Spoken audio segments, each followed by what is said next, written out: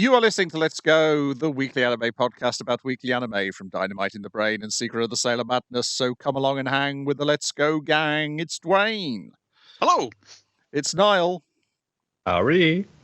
And it's me, Brian. And on this week, we are talking about the anime that aired the week of September the 20th to September the 26th, 2025, starting with Yaiba, episode 23, The Dragon God Orb Resurrected. Dun, dun, dun. Editor's note, change it up a bit. that has to have been, it's just like, don't like where this thought's going. Can you introduce a new wild element that we weren't expecting? I think it might not be the case. I think it might be you're doing so well, we need to drag this out longer. You need something else going on. Yeah. Well, there was going to be more to it anyway, because we're getting all these visions from the orb of showing something that hadn't been addressed yet. There was going to be more story afterwards, regardless of invaders from the dark side of the moon arriving at the last second to interrupt this topic for the fate of the world. Those flashbacks feel like they'd be related to dragons or samurai or, the things you'd expect from the story thus far, not rabbits from space. Yeah. But before we get to the rabbits of space, we've got to get this dragon orb. You got this choice, Yaiba. Do you want to let your friends die, or do you want the sweet, sweet power of the dragon orb? And his friends are like, let us die, grab the dragon orb. Don't forget about us. This is what we've been trying to do all this time. So yeah, definitely do that. No, it's like, no, these are the lads. Got us way with them. I'm not going any further without them. It's like, fuck dragon orb, but find some other way to beat Onimaru. It's like, okay, there it totally explodes. Oh wait, no, look behind your ear. There's a dragon orb. It's in your sword already. He's like, oh, okay. Yeah, I do like the thing if it's already inside the sword. It's the idea is like the dragon orb was the friends we met along the way. I don't know.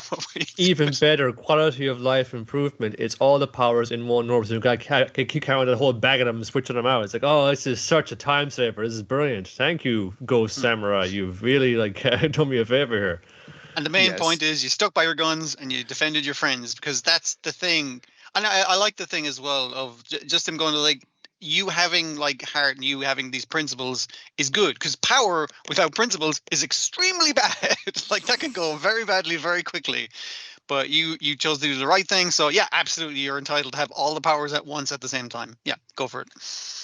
Except for the two you don't have, because I guess Yeah, that one always bugged me. It's like you need all.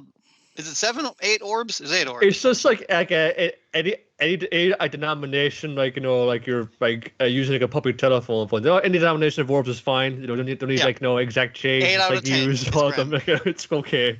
Because if you scored 8 out of 10 on a test, that's pretty good. That's more than a pass. Like that's up in the high ranks. Yeah. You don't need 100% this quest. It's all right. Yeah. Yeah, I finally started the second season of is it Kid Cosmic? Kid Cosmic, not Kid Cosmos. The Craig McCracken cartoon, just to tide me over for the next season of Dan to Dan. Okay. There's similar plot elements in the next season of Dan to Dan to the first season of Kid Cosmic. Okay.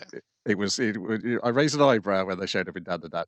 But yeah, that has a similar thing of like, we got to collect, there's like 30 gems, but this one thing needs some gems to open it, but we don't need all 13 of them. Just enough that the ones we've got. But I mean, like, you could say the same of it, riffing on the notes of like Dragon Ball. Like, none of the balls do anything different. They all do the same thing once you get them all. Yeah. Yes. Yeah.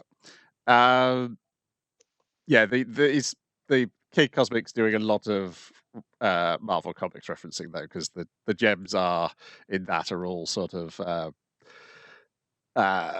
infinity gems coded, but with concepts. Yes. Yeah. They've all got sort of, each one gives you a weird power. Or like chakra, like it's like oh, this is like absolute like wind or power or sleep.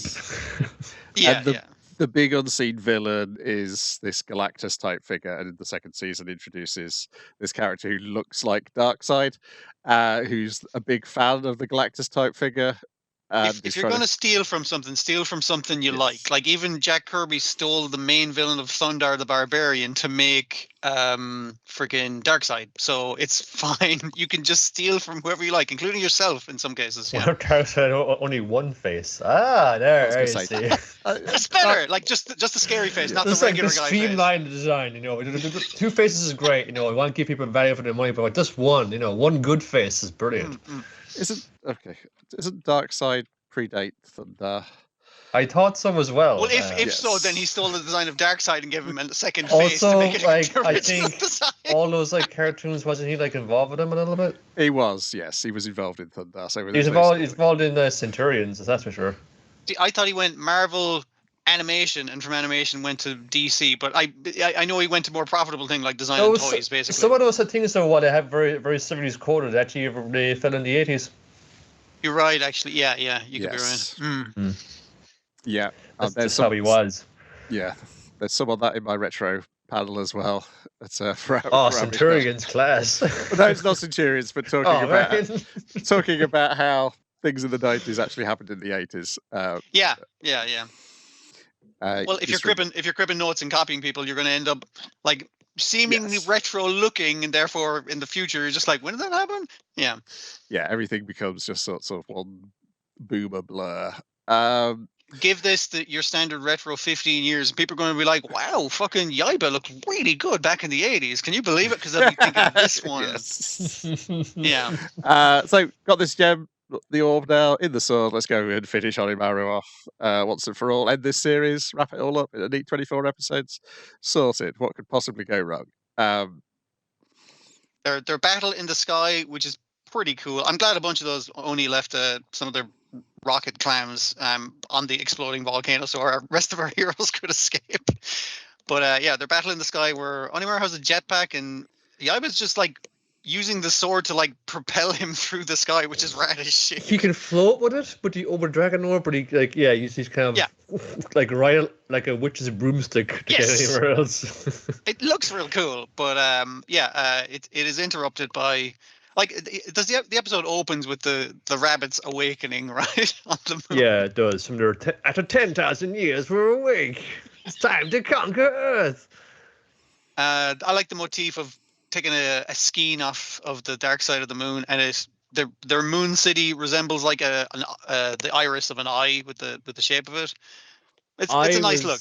I was quite impressed. Like their moon base is all like these like skyscraper pillars now, but they're all like at an angle with like the stalks of bamboo, because this is Princess Kaguya, of course, from the Tale of the Bamboo Cutter, you know, who went back to her home planet of the moon. Now she's come back with her fucking like space army to fuck us up. Yeah, she identifies Yaiba as, you're not the guy who originally had that dragon orb, but I guess he got old and died. I don't know how long humans live. Oh, look, a demon! How quaint. Anyway, fire the bamboo rockets. Because, again, keeping that bamboo theme of like having I think they're like silos essentially, which is, again, great look. Yeah. Yeah, and City. The rabbit army is pretty neat looking as well, because she's human and they're sort of she's a bunny girl. Animals. She's a princess bunny girl. Yes, and they are rabbit people, which is different. Yeah. It felt like they're like a kind of Ghost in the Shell, like this bank competitions here. I have the shades on and like the boiler suits, and they're just like a way. It's like the keyboard like that, and it's like status report, battle stations, shields up. Mm-mm. Yeah, that twist was a whole lot of fun. Like we knew there was more coming out of it. Didn't think, this is going to be like a tertiary party to this conflict. And the funny thing of like Onimaru is like, how are they going to flip Onimaru? And Onimaru's thing is like, you can't conquer Earth. I'm conquering Earth. Like that's for me. So that's why he's on side now. Yes, that's great. Yeah, if that's as simple as it is. Good stuff. That means Mr. Spider is on side as well. But Dr. Wily is like, he's just going to like, see which one of these ones will work out best for himself. Yeah. Yeah, one more episode this season, then it's taking a break, but it's going to be back. That's good. Then we've got Anne Shirley, episode 23. I have learned to look upon each little hindrance as a jest, and each great one as the foreshadowing of victory. Longest title Yes. Great shock. And defeats Frieza. I will tell you the opening of this one where she gets correspondence from a magazine saying they published one of her short stories that she just entered in as a laugh. She didn't think it was going to get in. I made her childhood ones. That but she touched it up, like she fixed it up, like more, like cleaned it up kind of thing. And it was accepted, and the editor was like, we'd love to hear more stories from you. I made a noise of like, like if a friend of me told me that they got a short story published in a magazine, I was like parasocially like happy for a fictional character from 100 fucking years ago. What'd you get? $10. Sweet. Nice. Let's go get drunk. says Phil. Yeah, and again, we're how many, because of the way this one is as well, this part of the season, how many college comedy type things have we watched? There's Moo Moo, there's what's the other college one? There's a few ones we watched this season alone, but yeah, this is also a college comedy, dramedy, whatever way you want to go. It turns into that now, like, you know, these are like happening modern young women who like they go out and for a nice lovely lunch on the seaside once they graduate with, like, you know, nice little spread. A glass of wine. Whoa, dude. They're allowed. They're hip. No. They're cool. They're 21. But it's all kind of melancholy about, like, sure, we're coming to our end of our time at Redmond College here. It's like moving out of the old place, moving out of this Patty's place. This is our place, you know. And you know, I've kind of gotten a bit of that, like, you know, when I become attached to, like, somewhere where I live with, like, nice people in it, like yourself, Twin, and they go, this thing's happened, he's got to move away, and it's like, can he carry the little place with you? And what ends, like, she's going home to, like, you know, just going to spend a little bit, like, in Green Gables and Avonlea, but it's like, but sure, this is like my first kind of long time away, like my home away from home, so. Yeah, this is the first, like, college is often the first time of you establishing what the adult you is going to start off being like, because it's you away from home, even though you go back on the holidays and stuff. But even her going back to Avonlea, she's talking about, I've been offered like a principal position. In a different town, so she probably won't stay there long. It's like, you're going to take it? It's like, I'm thinking about it, and it's like you're waiting for your boyfriend to propose, aren't you? And it's like, maybe, I don't know. It mightn't happen. It's like it's going to happen at the graduation, dude. This is how it's going to go. At the graduation thing, like, she gets just two little gifts in the post for it, you know, and it's like, one is of course from Roy. It's like, here's like a lovely poem, lovely little note. There's some like flowers to wear in your hair. And it's just like, these do look good on me, you know, like, even though Phil said, you know, they don't really kind of suit me, but sure, they look nice, it's grand. But the other one is like from Gilbert, and it's like a different little snowdrops, and it's this. She goes, and, like, you know, everyone's like getting their shirts done at the graduation. It's like, here to graduate with honors, like Greg Grant, and here comes Anne, and she's wearing snowdrops in her hair, and there's poor old Roy, like, the audience is kind of crestfallen and saying, hey, what's that happening here? And they go out to that after the social then, and it's just like, sure. Gilbert comes up, and it's just like, hey, I'm gonna have this dance. It's just like, I'm sorry, Gil, it's my careless fault. You know how it is. It's like, okay, no biggie, I'm out of here. Yeah, and the way her claim is, like, with Roy and with her friends, is just like, it's me and Gilbert go back a long time. We talked about it, like, in that flower, and it's like, it's more relation to, we've been talking about going to college since we were kids. So I was like, that's a little nod to him. I'm wearing Roy's flowers to the fucking dance, like, because, you know, he's my main squeeze. Everything's cool. And he's like, yeah, okay, cool. I guess that makes sense. I didn't know I was the jealous type, but yeah, okay, good to know. I mean, like, she's met the family now. Like, this is like the that fucking interaction college, was so good. Like, you know, that's like, you know, the farce of it all was pretty nice to have. As soon as she said, I baked a cake, and I was like, how's this going to go wrong? That's fantastic. I haven't had a good, like, old farce like that in a long time. That not since Em was like a small girl. It's just like, we're having to do everyone just fucking fucks up all at once. And it's a young adult farce rather than like a childhood farce, which worked really good because you're trying to impress your boyfriend's mom and the sisters and getting good with the family and shit. But it's also like, because of that and this episode, and maybe it comes across better in the books, this is the first episode that I think really humanized Royal Gardner as a character. Yeah. Because like his mom is really kind of like she's kind of like very standoffish. She's very like, oh, I might come down with what. She's very dramatic. Are you mad? Like, are you mad that you had to go to Europe to get me better? It's like, oh, I might faint again and get sick. And the older sister's like, I don't fucking like your shitty cats around this place. And the younger sister's like, these cats are cool because they're selfish pieces of shit. The conspicuously raven-haired children are just seem pretty cool with Anne. That all get up and say, hey, sorry, like, we came like a day early, my mom was just that way, I don't mind her. Like, hey, you and me, we're gonna be fucking best friends, I can feel it. It really humanized Roy. It was like, don't listen to my mom, she's always going on about that. Like, I was just like, okay, so you're not perfect, you have your own shit going on, you're a fully realized person, because up to that he feels like the perfect boyfriend, and which is why when he eventually proposes back at that gazebo where they first met, he's like, and will you be mine forever? And she's like, because in her head she's like, yes, thank you, yes. And then she's like, nah, I can't do it, man, sorry. Yeah. It's like, it's not his fault at all, it's just like, no. And then I feel bad for the guy because they've humanized him this episode. It's like, poor fella, I knew there's a way of going from the point. It's like, is he going to be like this is like, the books were trying to try and like go against the kind of cliches of some of the things. That's why Anne and all her social rights are all like high melodrama, but everyone dies at the end. It's like really against that point. And he's not like handsome on the outside and like twisted into one side. No, he's like a genuine fella through and through. But it's just like she just has this fucking whole other thing going on with this guy, and you can't understand her fight. Like, she doesn't even understand it herself, but she knows it's got this kind of pull, and she can't fucking like, she has to like reckon with it. And maybe it even wasn't her time, man. But like, it's just you just feel shit for him. Yeah. It feels bad, but like, it's kind of like, it was coming. It's just having the characters figure that out as well. But I guess we're going to get that resolved next one, and then I'm going to have to consider, since they mightn't adapt the rest of it, it's like, am I going to have to read all these books? Get the closure of it. Well, probably. Just watch like the slower paced South Takahata series, that. And does that go that far? It doesn't go as far as that, but like well, then I'm still gonna have to read the books now. Like, I'm just gonna cut. If you want some kind of methadone for it, that's a way to do it now. I guess, yeah.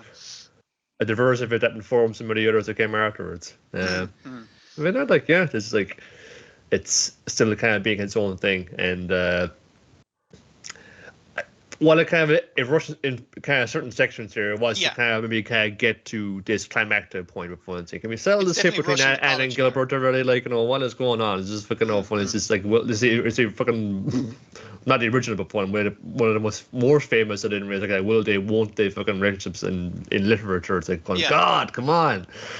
These crazy kids, whatever get together. But look forward to it now, and I just keep saying I'll miss it when it's gone. It's for sure. It's been a great Sunday staple for me. Then we've got My Dress Up Darling, episode 24, Dear My Dress Up Darling. It sounds so final, even though there's still so much more story to go after this. Which I presume they will make more of this. I think it does well enough when it does come out. So. It was a big gap between this one and the first season, though. To the point where there was a live action in between. I put it down to the studio as being like so saddled with work that they can't get everything on at once. So. But I was in the same boat as you, Niall. I was like, I really enjoyed that at the time. I don't know if I get back to it. And then immediately pulled me in. I was like, no, this is great. I like all these characters. All these kids and adults now are very nice. And it's a good time. So it's the big day of the Coffin is the name of the Scary Nun game that they're cosplaying as. Coffin cosplay.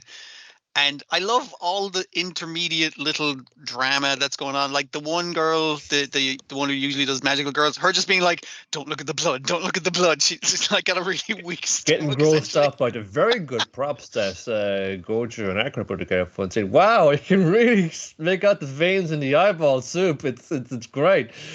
And she's like, I didn't play up to this point in the video game. It freaked me the fuck out. I cannot fucking like.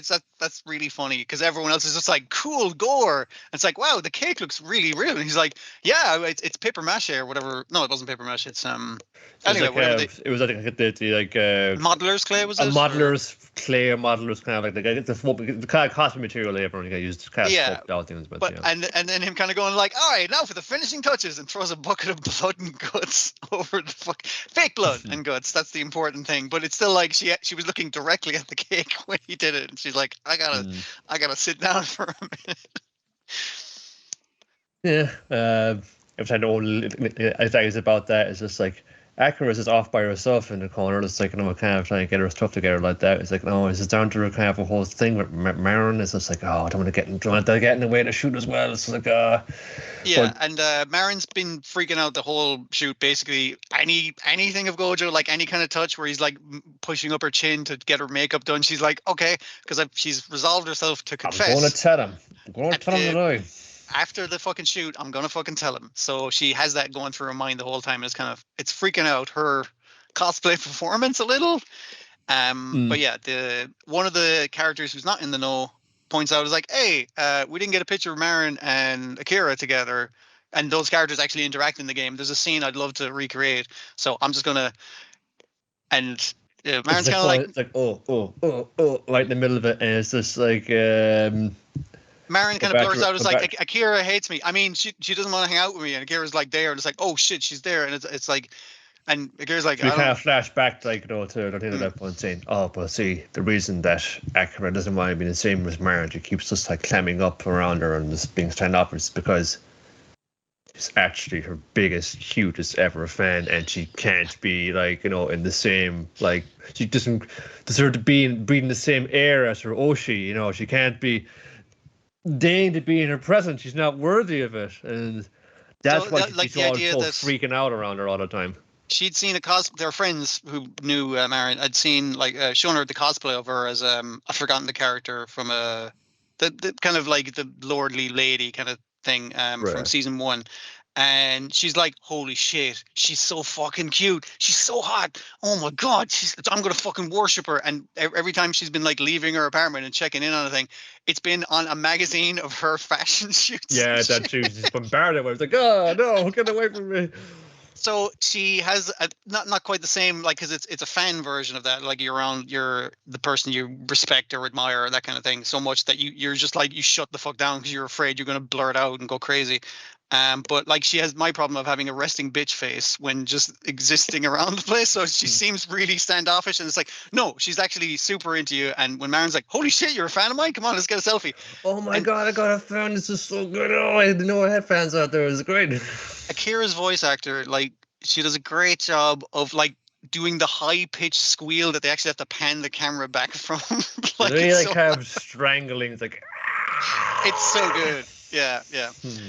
It feels very realistic because she's very unemotional in the character most of the time. So that's like when the most emotion kind of comes out in a guttural scream of fandom. Yeah. It's nice to hear. It's laughing with positive feelings right there. But I thought for a minute it was going to lead into something like original. It was like, okay, yeah, like there can be like relentless positivity as well, like with this. Yeah.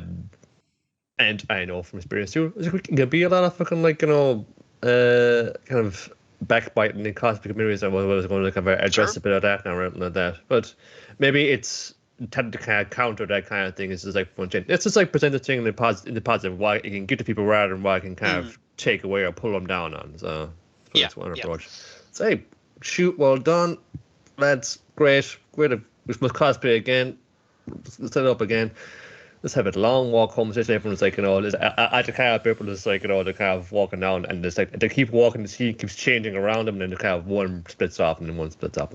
Yeah, just everyone saying like, all right, see you later. All right, see you later. But they're at the train station. They're at the street where they're separating corners. Like, I was just like, yeah, it's a nice little montage of it. Yeah, and then it's just us two.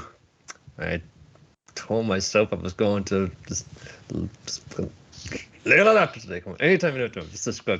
Just any minute now, and I'm at my front door. God damn it! And Gordon's just going like, "Whoa, I never noticed like the fucking sunset looks so nice from your fucking front door, Marin. It's great. Wow. This and hey, Goto, can I get? I was that?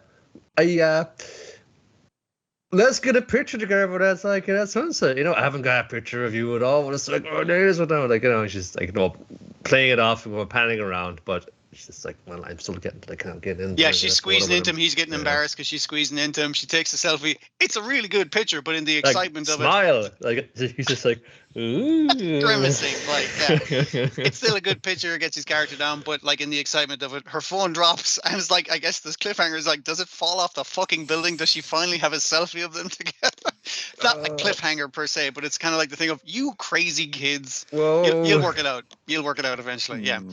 Yeah. You feel it again. They got me again. It's like, oh, it's a bit kind of saccharine and kind of neat right there, and it's like fun saying, "Oh, will they get this together at all or not like that?" But it's still a fun, charming in like from the off, and it's just like a lot of it's just in a presentation of that. And again, there's such a fun, brilliant game, brilliant like effort there, or just reproducing so many different styles of things. Yeah. Because you see like the original version of it, and then you kind of see them in costume and points. Oh, it's obviously like it's two. They're recreating this scene from like a pixel thing. Yeah. It's two different art styles, pretty much between that and that. It's like, oh, I can kind of see how you like translate that from there to there. And it's that because like obviously the proportions of a pixelated anime character within the anime are different from the anime characters in the anime, which have more human proportions but still not human proportions. And I'm glad they went through each character like and get a little name tag up after they cosplay, because I was forgetting like who the fuck is who. These cosplays are so good I don't recognize their character designs anymore. So yeah. It's like it's a gold mine for like backdoor pilots. It's like, hey, but this thing we did like a whole like I think like the biggest one, like I think it was 1 year started scene. They give it like like 3 or 4 minutes of an episode of this like fucking. What was it? The bunny girls who are like cat's eye, but they're shit. It's like, oh, this just going on for a while. I'm kind of into this stuff, and then it cuts out. And the animators were having the way he kind of this food he kind of pull you in like that. It's like, that's like a real kind of skill, a real thing that kind of really put a lot of work here in doing a TV version of it. So whatever many years away it is, I'm ready to kind of probably charm me again. But I suspect it won't be as long, because I think the problem was with season 1 is there wasn't enough manga at the end of season 1. Oh, we've had enough time now. Yeah. Whereas the manga's finished as of July. Oh, that's even better. Yeah. This felt like a bit more kind of paced to it, alright, because it knew a good little like point to kind of to lead the episode off on point, and it's like I guess like everything's tied up in a nice little like neat bow, and saying, "Oops," there's a little like hook right here at the end. Yeah, it ends on the first chapter of the next arc, according to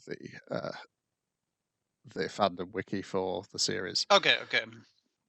And it also tells me that it was moving a lot faster in the second season than it was in the first season as well. Got through a lot more volumes. It felt like the cast really like expanded out between this this kind of organizing some of these photo shoots, and then what's this like the people at school, the kids at school, like their classmates, like oh yeah. This whole class of people who they'd never really like done much with before, then they got a nice little section to themselves in the middle of it. And packing it in worked, because it's kind of like, now that you've made 3 friends, what about their friends? What about those friends as friends? Like it was kind of like this snowball effect of you have this whole community of people around you who like you and respect what you do and all that kind of stuff. That's what it felt with the classroom, that he didn't really talk to his classmates as much, but now he's realizing, all these people like get me and are cool with what I do, and I don't have to be embarrassed about doll making or anything. They think it's cool, actually. Yeah. Kids are all right. Then on to one of our occasional dips into a series that is definitely not hurrying up.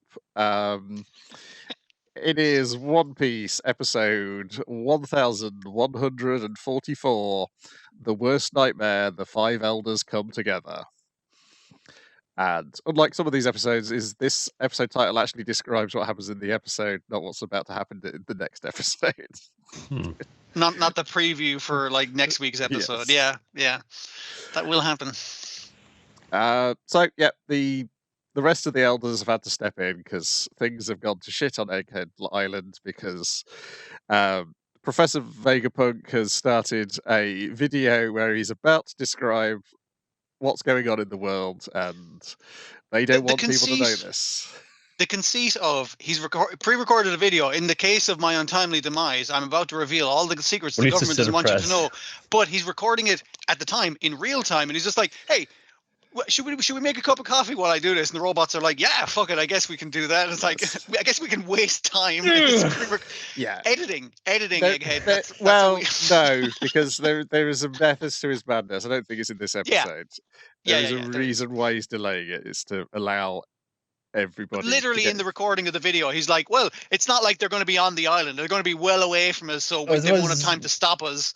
It's a kind of time to set up a broadcast to disseminate it around, and then it gets broadcast from here, and then it goes to here, and then it gets to here, and then it's all around the world.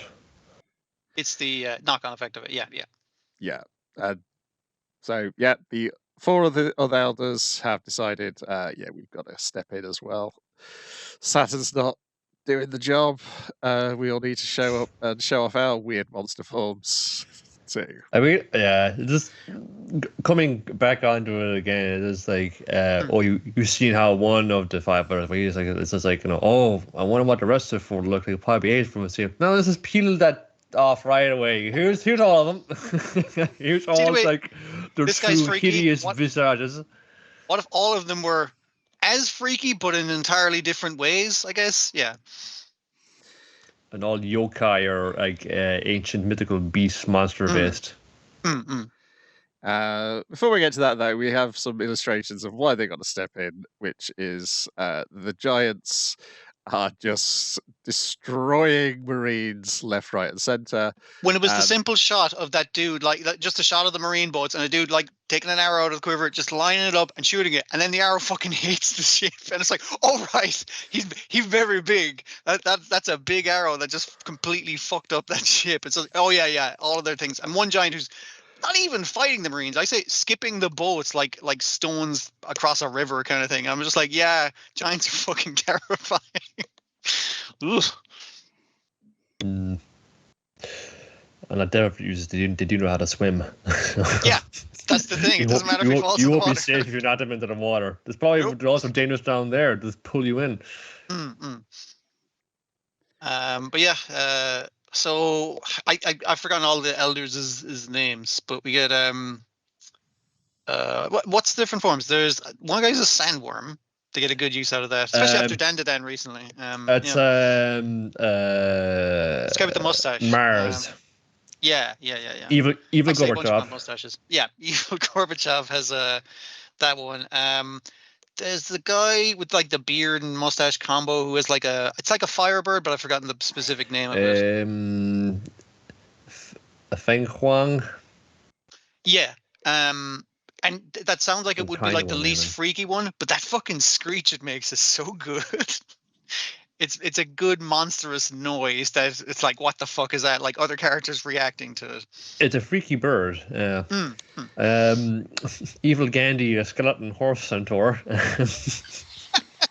Which he's going to use to like, and apparently they all have not their orders, but they're all doing like different things. Like he's rushing around the coastline, just taking out the pacifistas, like in a half centaur mode. Which I guess, like, yeah, if you're a Zoan, you could do a centaur if you're a Zoan, right? That's never really happened before, as far as I'm aware. But yeah.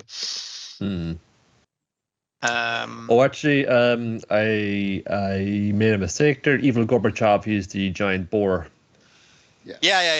It's easy to not, because they look nothing like the. I mean, unlike Saturn, who has like his head on the spider body, like the rest of them don't really resemble themselves for the most part. You could argue like the patterning on a giant pig is like the same as Evil Gorbachev's like little spots in his head. Yeah, but it'd be easy to not go like, that's him. It's just like, doesn't look like him, giant boar. Yeah.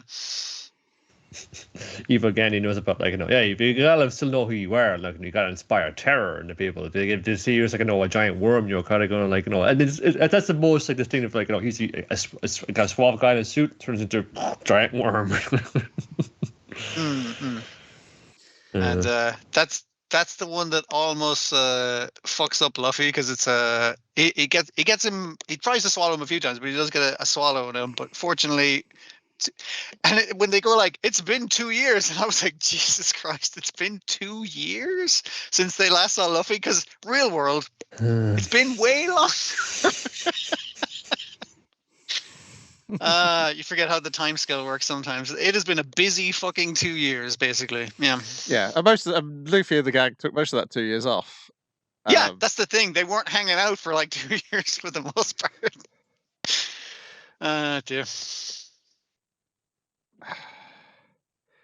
This is the crazy episode in terms of animation. There was like a little bit of animation, funky animation at the end of the previous episode that I thought was in this one, which was when he turns Kizaru and Saturn into pizzas.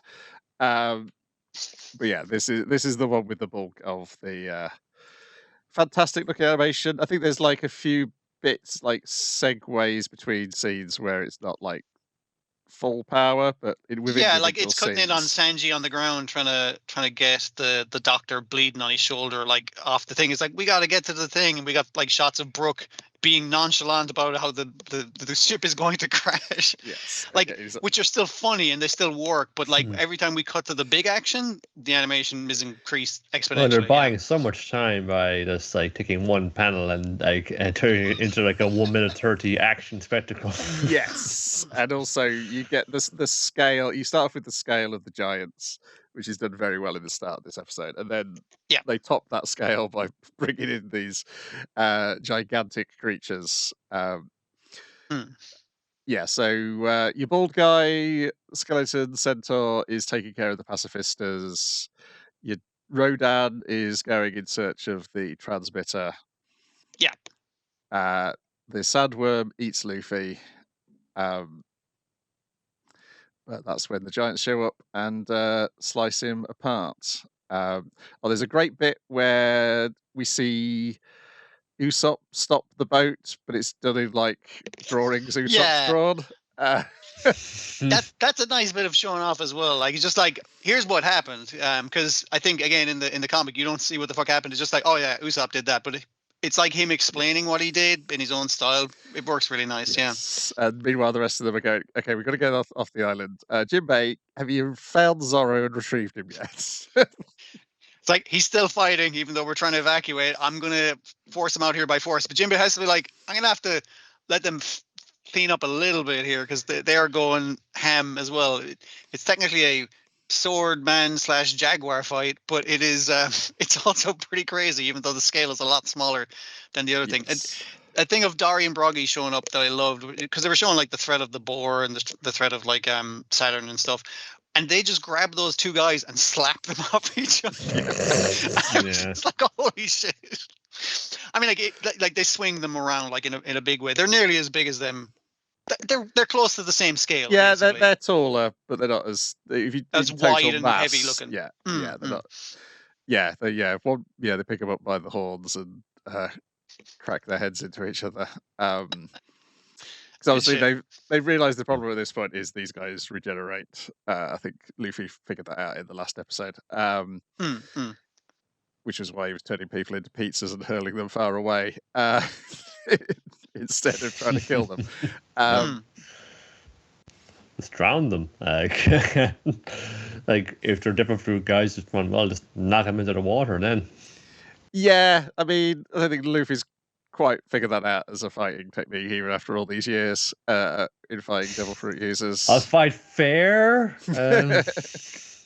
I think so. Yeah, it's not. He hasn't quite got the Goku excuse of wanting to fight you at your best. But yes, it's just. I guess you can't have it happen too often, because then you'd be questioning in the comic, why isn't everybody always doing this in a fight with devil fruit users? Why don't you just use the eagles to fly to Laugh Tale? I don't understand it. Yeah. But yeah, a wonderful, spectacular of an episode. It was well worth dropping in to take another look. Then we've got The Summer Hikaru Died, episode 11, Indo's Sin. Turns out the dad knew what the sin was all along. They could have saved a lot of trouble if you were talking to your dad more often. Too bad you're estranged. Yeah, you know the way you and your best friend like are besties. Me and your best friend's dad were also besties. It's a really small town. I cannot stress this enough. Like, yeah. And so one day over exactly the same buns that your friend likes, your dad his dad spilled the whole beans to me. So here it is. Yeah. Which is sacrificing these heads. They sacrificed one of the Indo family sacrificed his wife's head and asked for his wife to be resurrected. And I'll give you I'll give you whatever you want as long as they're not part of my family. Yes. Which is the deal he made. And it worked. It brought his wife's severed head back to life temporarily. And a third of the village died in horrible accidents or diseases that involved their head or being cut off or exploded. Or they went crazy and started killing other people and themselves, or they started hanging themselves. It was just a real bad time. So everyone was pretty mad at them about it. And also, like I said, his wife's his wife's bodiless resurrected form didn't fucking last very long, so it wasn't really worth it in the end. So we shrunk it and preserved it, so we could always remember. And we meant to offer it up every couple of years up on the mountain to. Supposed to go up and say sorry. Yeah.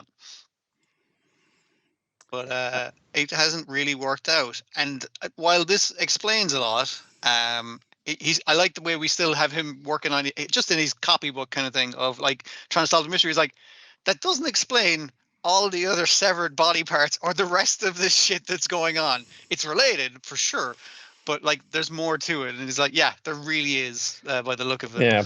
What's this? I'm going to scroll to my art book here of like Renaissance ever sketches and drawings. It's just like, what's this like amongst all like the cherubs and the Mona Lisa looking like ladies in here?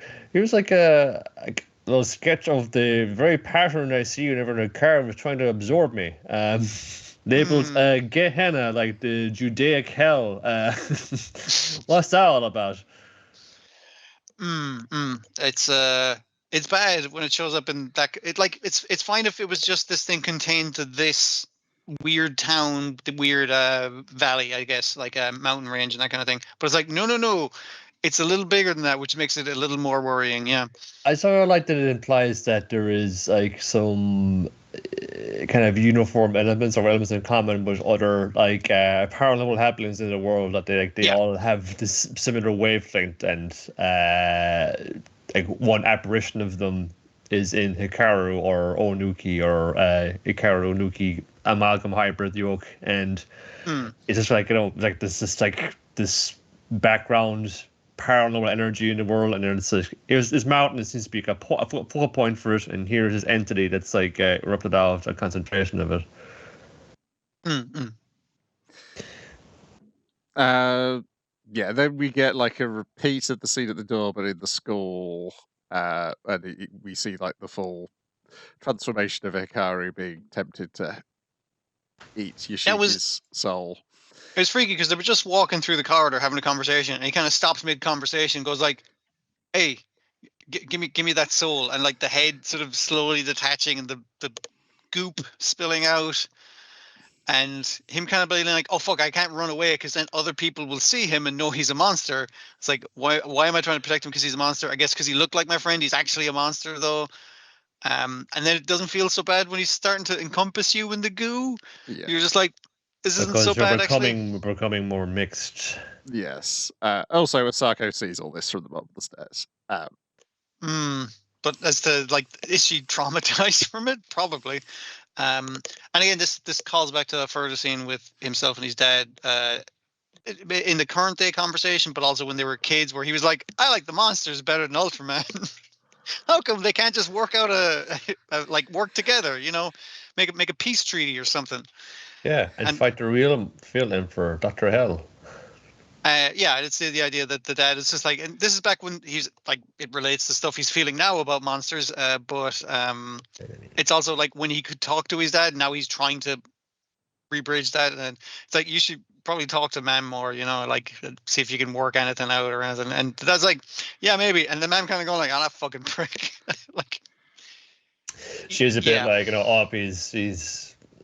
he's all sweetness and light when your kids are around, when he comes around. Yeah. This is like, no, but I know what he's really like, and yeah. It's nice to contrast those, like the past and present scenes of thing and how they relate to current day things. But Hikaru feels real bad about trying to eat his bestie. Real sorry about that. He goes to Kurabayashi because it's the only person that can be taught this stuff about, and fun. By mixed, what do you mean mixed with this? It's like, well, it's just kind of like kind of crossing over like from one form to the other like that. So like your place where you are right now can kind of intermingle, and then parts of the other side that shouldn't be in there like get in there, and it doesn't work out well for anybody. If I'm saying, yeah, what happened to my son, honestly, so I'm like, I'm not going to talk about it right now, if that's okay. Let's just say I've seen this shit go down, and it never works out well for anybody.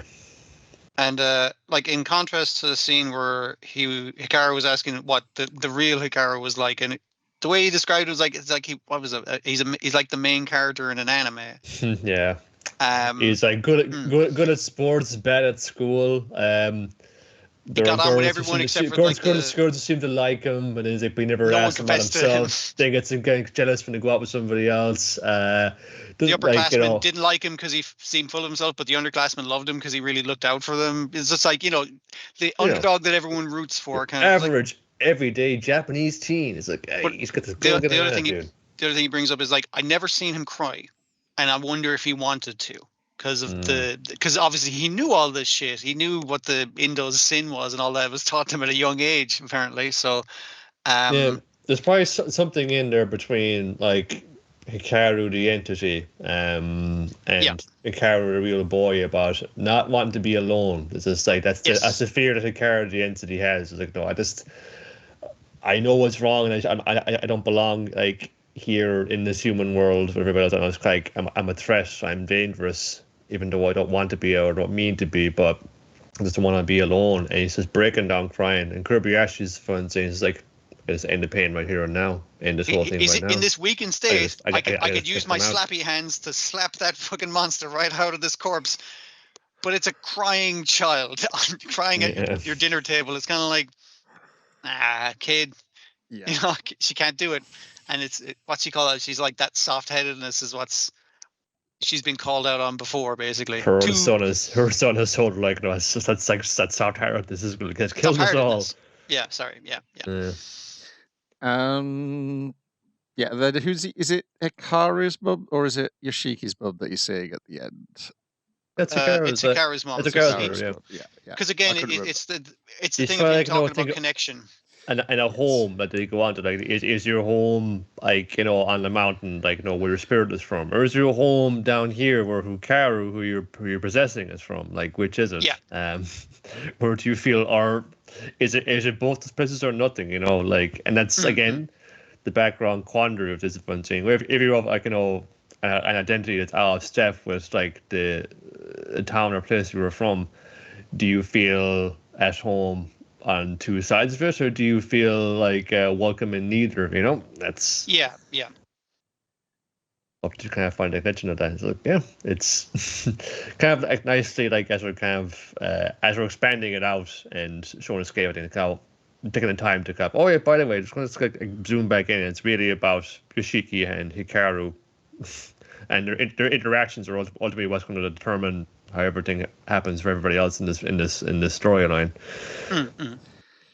So we have to kind of zoom in, and their feelings and impulses are going to drive all that. Yeah. Next week, the beach episode. Yeah. Gonna see that horrible, like, desiccated corpse monster in a bikini.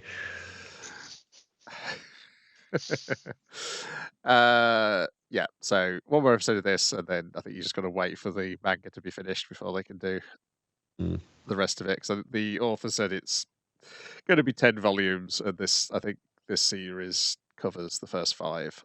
Yeah, it feels like a halfway. Not necessarily in the order that the events happen in those first 5. I hope it doesn't lose interest for people coming back to it, because it's a really good show. Like, I think it's pretty close to being finished. I think it's pretty good. Like, and the author's been very closely involved with how it's going to come out as well. So it's going to be just so like you won't be shortchanged whatever comes out of it. Then it is Puniru, episode 24. That's what the world calls love. The other show about a monster absorbing someone else. Yes, I did watch these 2 in a row. It's just like there's under theme. I pointed it out. From Darling to Hikaru to Puniru, or a kind of different rotation there. But it's interlinking things.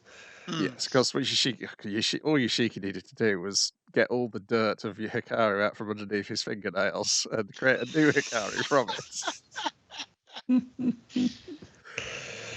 Dear. She's always been with you, clinging to never quite washes out, no matter what old wives' tales say will get that stain out. She's always been there for you. But before that, we have to have Geely having her existential crisis, as Puniru points out.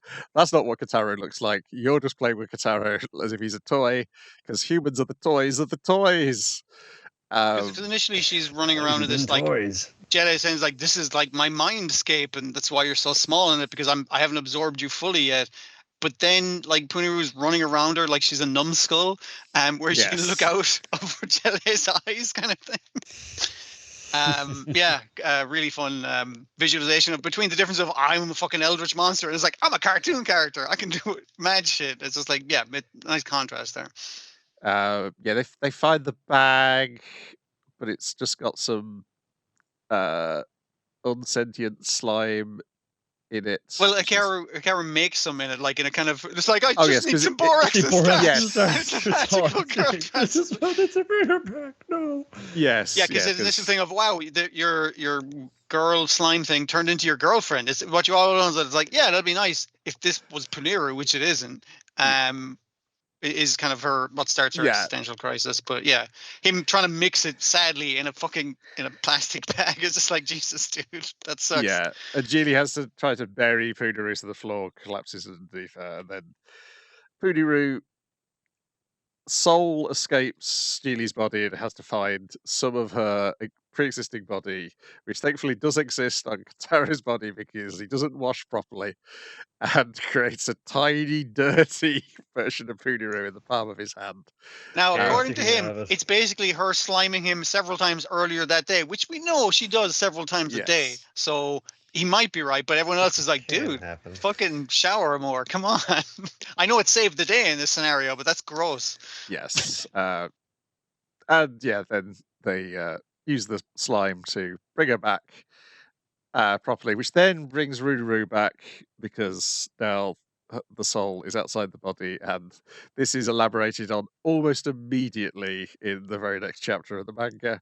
See, I'm really interested, because like the idea that they didn't add any more slime to Ruru, it's just like that Puniru's back means that she can be back, because again, this like soul or the toy's belief in the other toy makes that toy a real person too. Like, it's that kind of situation. But when that toy's out of the picture, the mechanics of it, presumably if there was a series 3, the mechanics of it will be explained immediately. Excellent. Okay.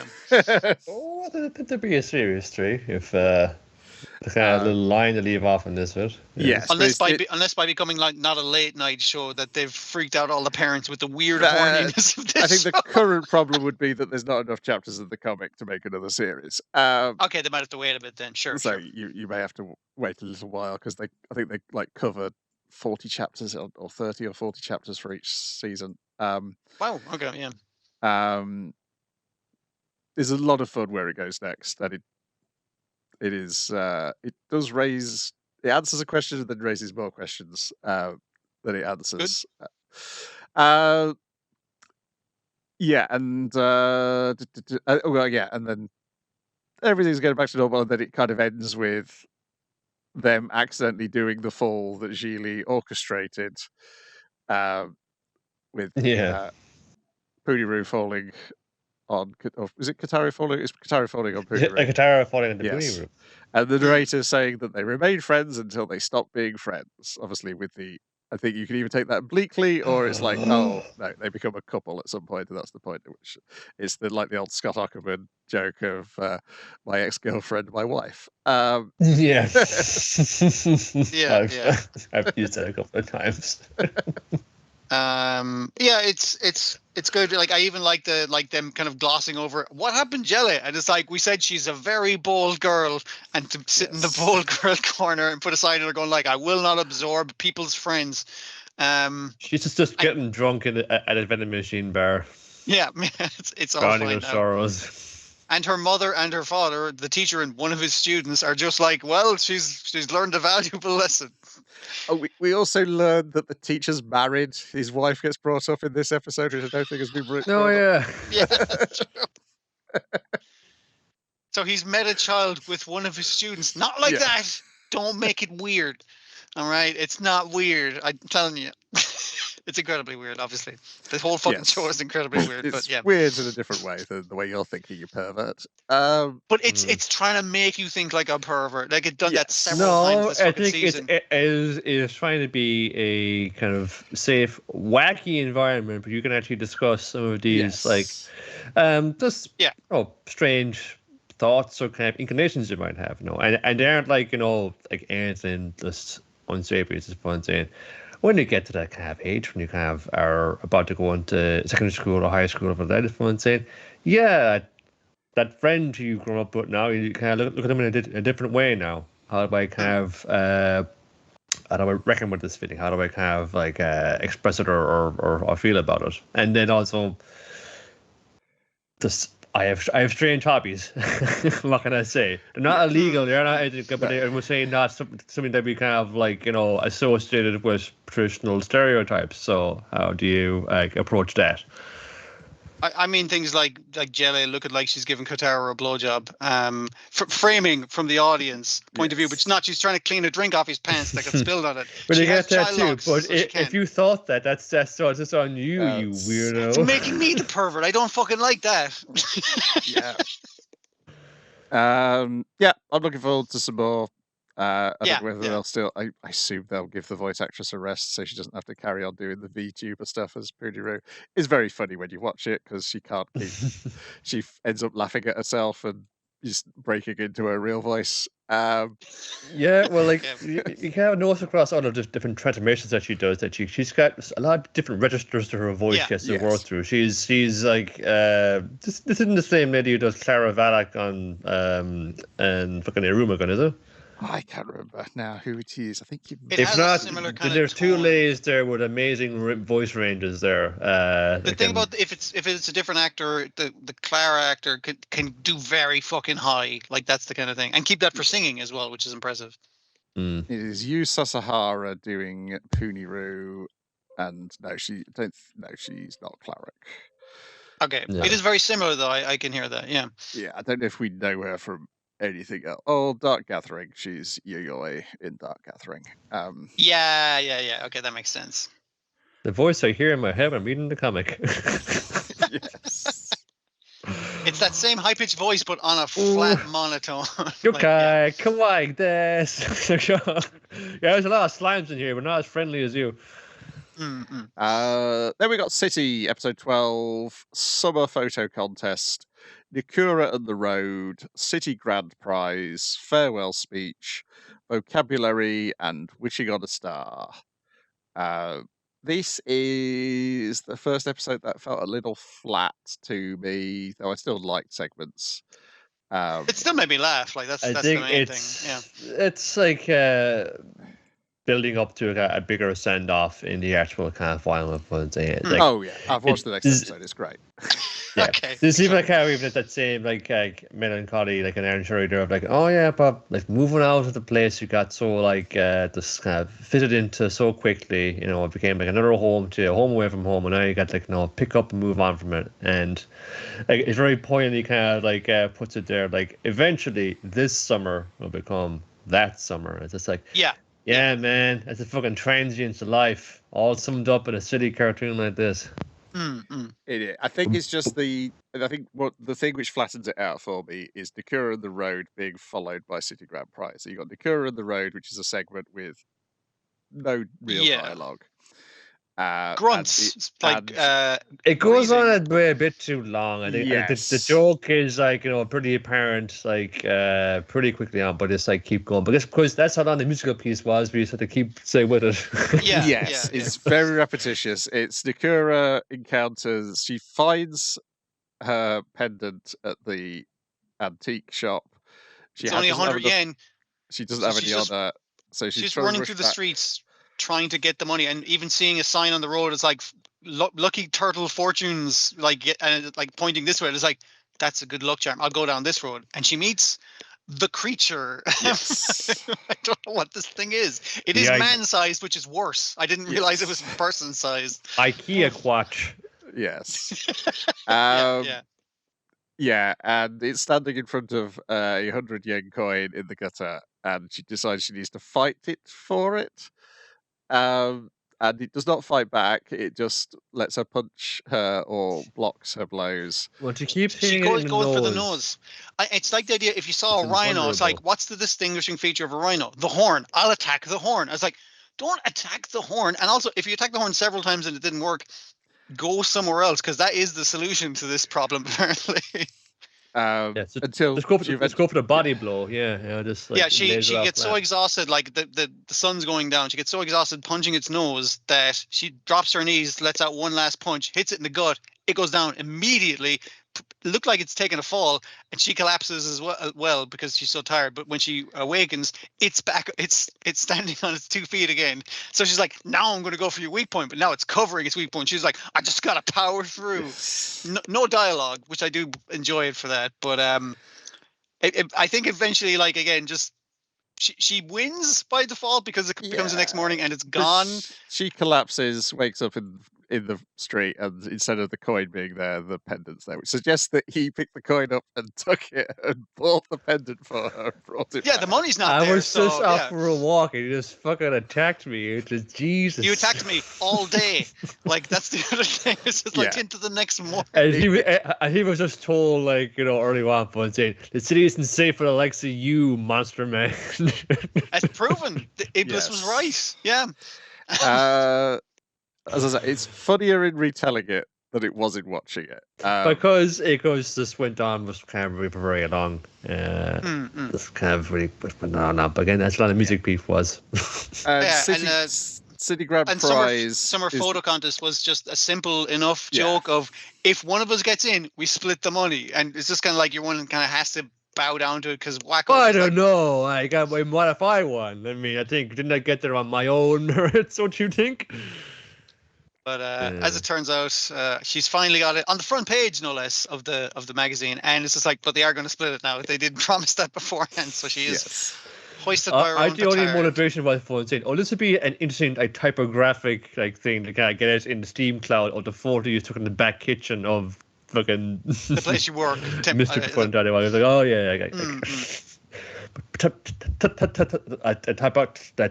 typographically, it is just like, that's gotta be kind of fun to work with rather than the actual. And it's a simple joke that works well with these three fucking contrasting characters. So yeah. In comparison to that, like it works a little less. But City Grand Prize, what was that one again? That is the one which is very verbal. It's the one where the entire town seems to have put a bet on this one horse from City. Yes. But the only person talking is the commentator on the horse race, which everyone is fucking rapt listening to. Yes, and the horse race is going incredibly bizarre. It starts with two horses fighting immediately. And like how dry he is. It's like, he's biting him on the neck. Oh my goodness. He's been bitten on the neck. They've been disqualified. Yeah, and the final punchline is that despite the sheer amount of detail he's been given, he neglected to mention that the horse that got into the fight at the start and eventually was let back into the contest because it was being so plucky and won the race, had horns, and it turned out to be a gazelle. Was it real to be a robot? Yeah, the one that was just like 1-to-1 odds. So I was like, you could bet on that one, but you're not going to win anything. But the fact that the three owl fellas like drinking in the bar are bet on, it's like, yeah, 1-to-1. We're definitely going to win this one, lads. They're the only guys who bet on that horse. Everyone else bet on the long shot Gazelle, apparently. So this is like also after like vocabulary, where it's just like the vocabulary is just like one saying, "Hey lads, it's last day of summer. Let's have a hangout with me a place. We'll just fucking get fucking wasted. Yeah, we're gonna get the fun. So, okay.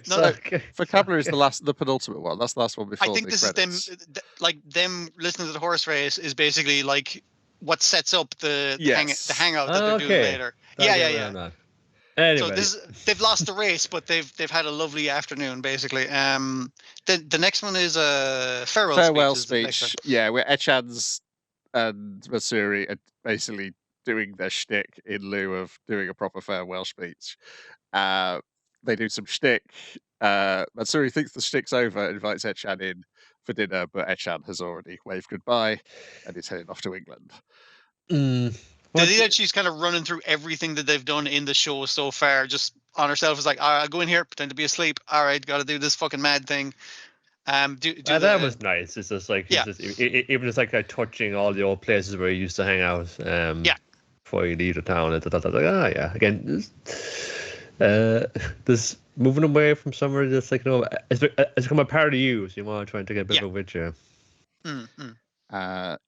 Vocabulary is the three lads drinking, and then Nagumo joining them and declaring that it's like, this sake is giving me like, notes of sake. He's like, it's really good stuff. It's like, it's so like good, like, totally. I get what you mean. It's just so like. And them increasingly like bringing out, it's like, I got the good shit. And they're like, the good shit. And it's like, oh, hold on, I brought eggs. And it's like, oh, fuck, do the eggs make the sake taste better? Or does the sake make the eggs taste better? Is it a fucking loop? But it's like, it's good, though. I brought the good shit. And them getting increasingly drunk as it goes on. If I was just put it up in one word, it would be good. It's good. Good doesn't come close to describing it, but if you were to be fancy about fucking talking about it, that's where you fucked up. It being good is what you want it to be. That's the best. It's obviously good. It's quite as apparent. It can be nothing but good. Yeah.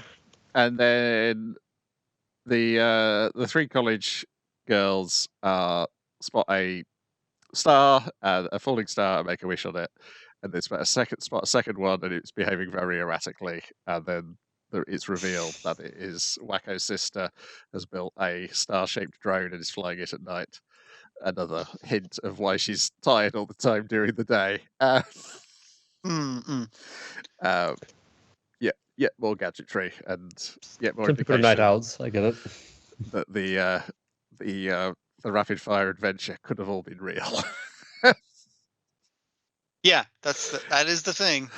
Yes. Entirely possible. It is canon. We don't know, but again, it's a simple series of jokes. But again, these three characters, they work really good together, and you can see why the main focus a lot on the intro and everything is like these three girls, which I get because they're really fun characters. The angry one, the angry lazy one, but who's actually good at sports. The one who's angry at the lazy one because she adores her, and the stupid ditzy one who's just cool with all their bullshit. I don't know. Published author. Yeah, I'd watched this thinking this was the last episode. I hadn't realised there was a 13th episode when I first watched this, but I have watched the 13th episode. We'll talk about it next week. It's excellent. It's probably one of the best episodes of the series. Is there anything that we should expect from City Animation? It's a musical. The dub people were not expecting a musical, and so the dub does not have the songs dubbed. What the fuck up? Now, see, I did check out the. I think I said to you, I watched the bit with her demonstrating her English like hamburger, and I was just seeing how they did that in different languages because I was curious, and putting on like a New York accent to pronounce things was really funny. But hamburger. Hamboiga. It was something like that, like a boiga, I think is the way she went. Like gorilla.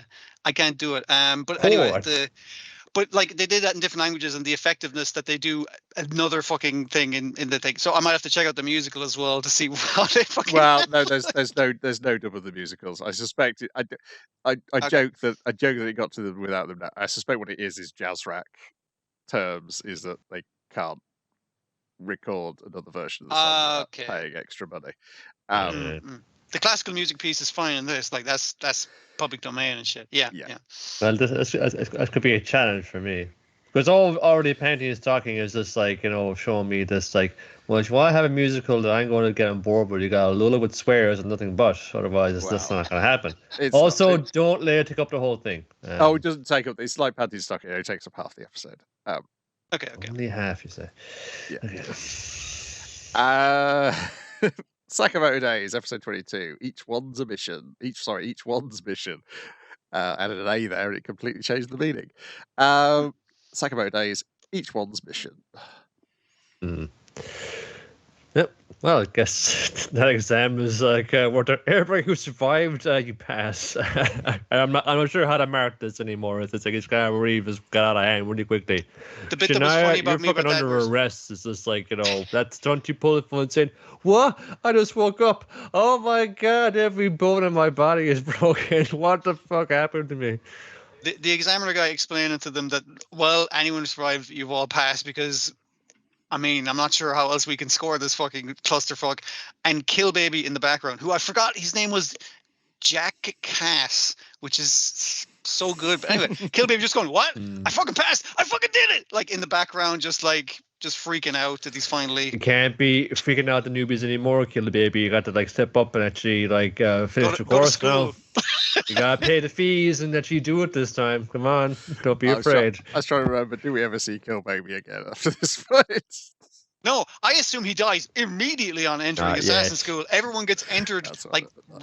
Comics still going. We're in the end stage. He's going to show up with a big save. It's me. I'm here to save you, and then gets taken out immediately. Like that would be a good joke. But yeah, even him kind of going like, okay, if you're already going to school somewhere else, make sure to move your credits when you're transferring courses. And everyone's like, okay.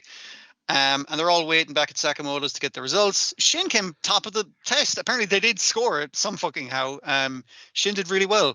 Sakamoto failed because you not only did you already fucking pass and enter and fucking pass the course with flying colors, but you have a bounty on your head, and we are the guys who are training the people to collect that bounty. So, as a conflict of interest, no, you cannot come back to school, Mr. Sakamoto. Which come up with a different plan, and then as the trick to locale pulling is just they kind of do a wide shot, then close up, and then watch it back again, and then Nagamo is just there now. Nagamo, how'd you get here again? Trick to the trade. Anyways, I got an idea for you. We don't need to send Sakamoto as a student. Just gotta send him in as a teacher. I have a applied teacher for and saying, yeah, but same problem. Saying, I'm not talking about that face. I'm talking about that face over there. It's like, and then Aoi is just like, wait, what the fuck?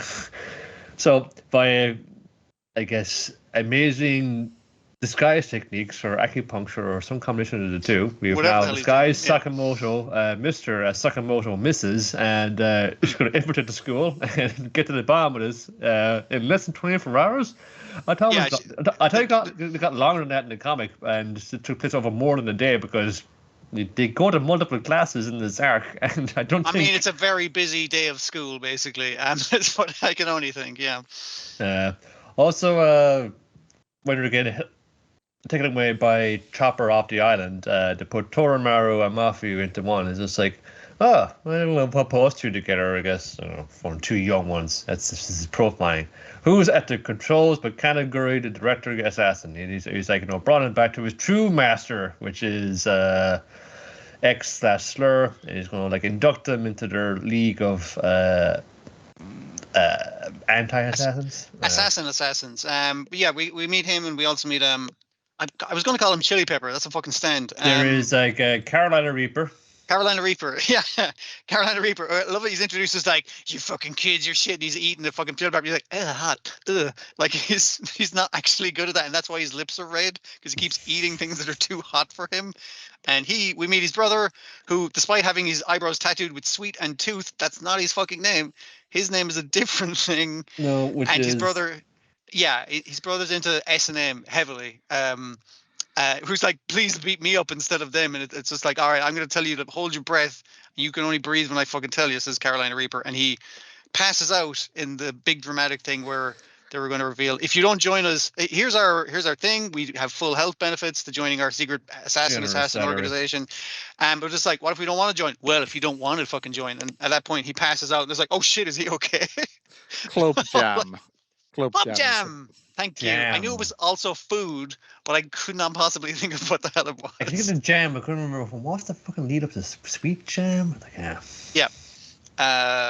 It's just funny of their toxic / great fucking health benefits work environments that I guess they have for this organization. Is this a weird thing that Slur has? Everyone, I'm like an like a nihilistic killing machine, but. Gaku, make sure you go to the toilet before you go and slaughter everybody in the 4th floor, okay? I don't want you, being upset later, all right?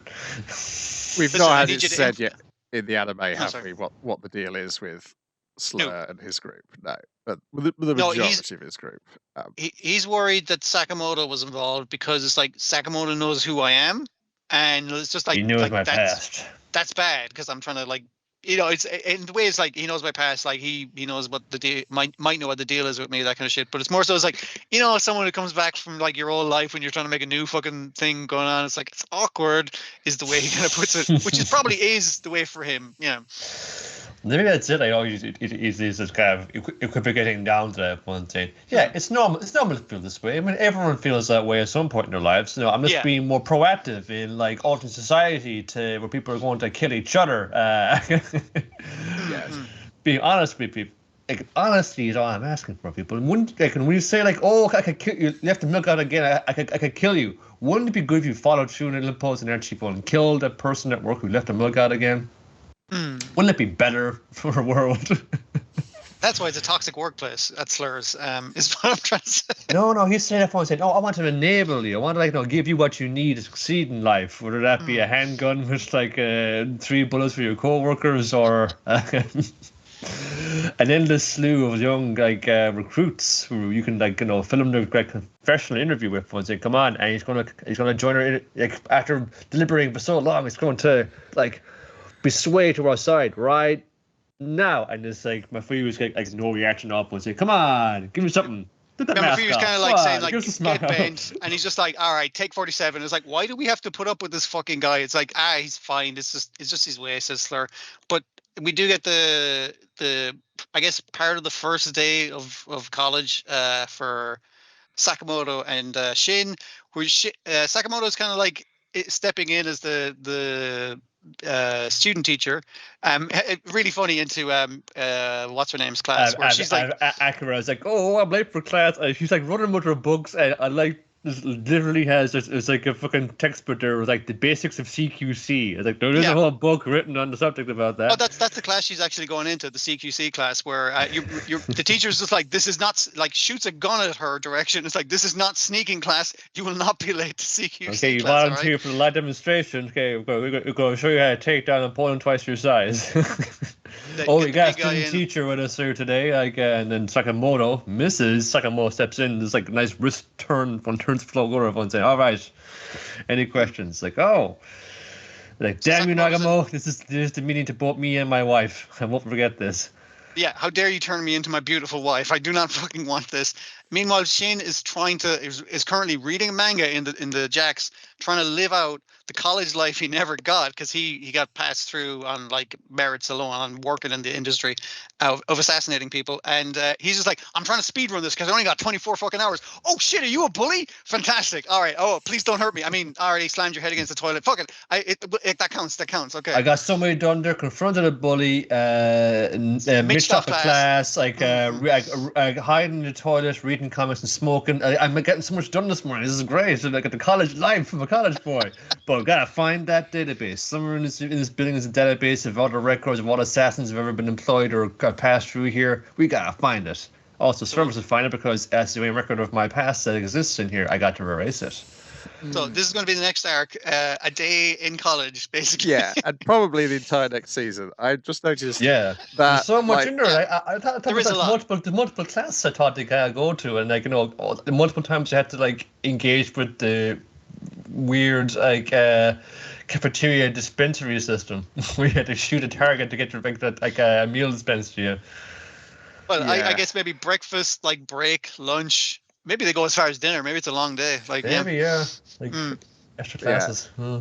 it's interesting that not the current one, because I think the current one's going to go for quite a while, but the previous two arcs are about as long as the amount of chapters they cover in a season of Sakamoto Days. It's like, did, How convenient! yeah, Yeah, yes, and he was writing them around the time the production for the first season would have been going on. So I assume it was like, this is time to pace. The previous ones will be like a little one, obviously, because you've started to get some of the next arc in this one.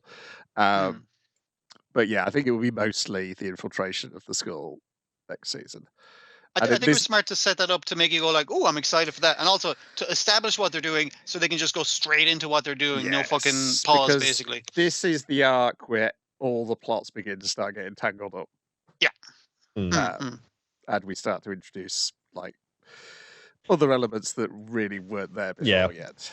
And you also have these asides as well, because the other members of the order were like, they go to like the little like kiosk one saying, 3 assassin lotto tickets, please. And this one saying, come on, baby. He says like one saying, nope. The scratch off and it says, so we got a target linked to Slur hanging around in Kyoto, and we gotta get her tomorrow. One saying, like, oh, that's a shame. Like, they obviously can't win anything on this now. And then like Osaragi one saying, hey, I won like $20 on this. One said, hey, but that's what I knew. I didn't know you could actually win something on this. So there's a little aside to them on their mission to Kyoto to take out their target as well. That's that's why Nagumo was also happening. Yeah, exactly. But that's why Nagumo was letting Sakamoto do this in the first place, because like I want you to investigate this as well. I can't. I got a lot of ticket mission that I got to fucking do. So yeah. Actually, she won $200. Even better prize. Like, enough to buy them dinner where she's refusing.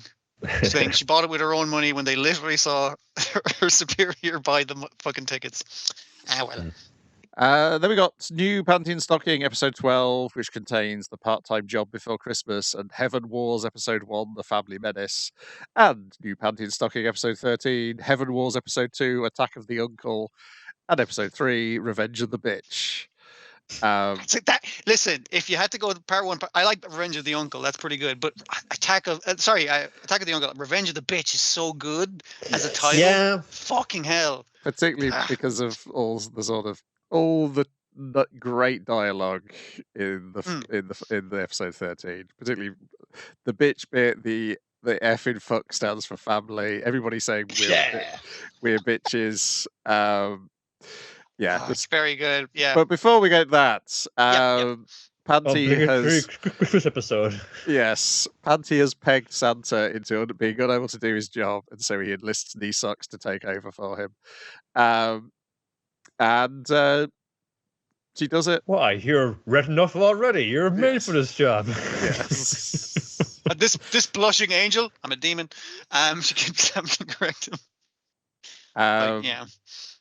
Also, meanwhile, important for the other 3 parts is that Gunsmith Bitch is explaining to Briefs the odds of getting together with Panty and how he can increase this by getting a ticket to is Lingerie Land. It's a lingerie themed theme park. And his odds go from like 0.10 decimals of 0 to like 10 decimals, but ending in a fucking 1.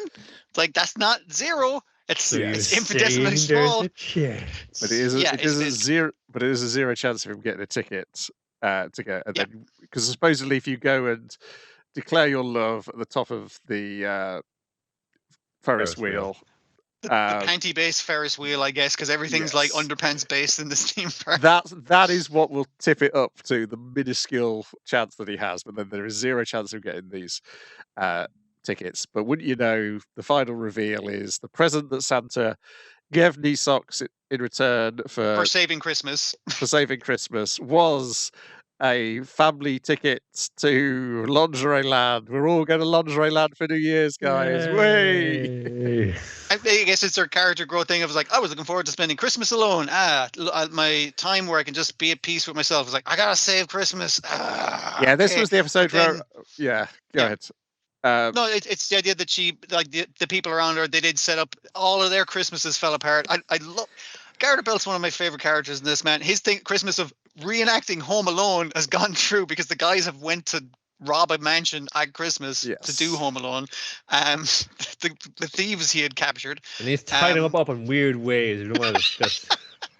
But like, yeah, he's put on a Christmas do. Everyone's come back for Christmas, and it's just like, we're gonna have a big family thing. And she's like, yeah, you know, this is all right. We are a family, and then that sets up the stuff later on. I just feel of like painful and saying, "Oh, I fucked everybody. I'm on this now. This everybody." And she just walks out now in like just the underpants, but she put on the Christmas jumper. She put in effort. It's just like you know. It looks like a Christmas jumper now, but it actually has pasta on the front of it, which I thought was a nice touch. I was like, that's Christmassy enough. That's good enough. This was the episode where I don't think Scanty was the one who was shortchanged in this season in sort of getting any sort of spotlight to a good degree.